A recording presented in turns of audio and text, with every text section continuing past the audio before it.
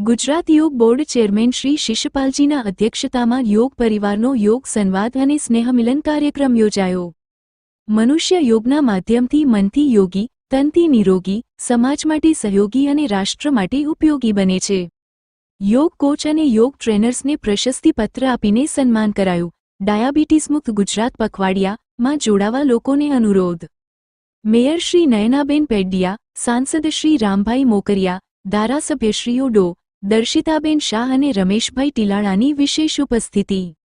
ગુજરાત રાજ્યના રમતગમત, યુવા અને સાંસ્કૃતિક પ્રવૃત્તિઓ વિભાગ હેઠળના રાજ્ય યોગ બોર્ડ દ્વારા ચેરમેન શ્રી શિશપાલજીની અધ્યક્ષતામાં નૂતન વર્ષ નિમિત્તે યોગ પરિવારનો યોગ સંવાદ અને સ્નેહમિલન કાર્યક્રમ યોજાયો હતો, જેમાં મેયર શ્રી નયનાબેન પેડિયા, સાંસદ શ્રી રામભાઈ મોકરિયા, ધારાસભ્યશ્રીઓ ડો. દર્શિતાબેન શાહ અને રમેશભાઈ ટીલાળા વિશેષ ઉપસ્થિત રહ્યા હતા। યોગ બોર્ડના ચેરમેન શ્રી શિશપાલજીએ સ્વાસ્થ્ય, સમૃદ્ધિ અને ઐશ્વર્યની શુભેચ્છા અને નૂતન વર્ષના અભિનંદન પાઠવતા રામના સંબોધન સાથે ઉદ્બોધન કર્યું હતું કે ગુજરાત સરકારના સહયોગથી વર્તમાનમાં ઘરે ઘરે યોગ પહોંચાડવાનું લક્ષ્ય છે। મનુષ્ય યોગના માધ્યમથી મનથી યોગી, તનથી નિરોગી, સમાજ માટે સહયોગી અને રાષ્ટ્ર માટે ઉપયોગી બને છે। યોગ કરવાથી ઊર્જા, પ્રેમ, આનંદ મળે છે, દશા બદલાય છે, જીવન આધ્યાત્મિક જીવાય છે।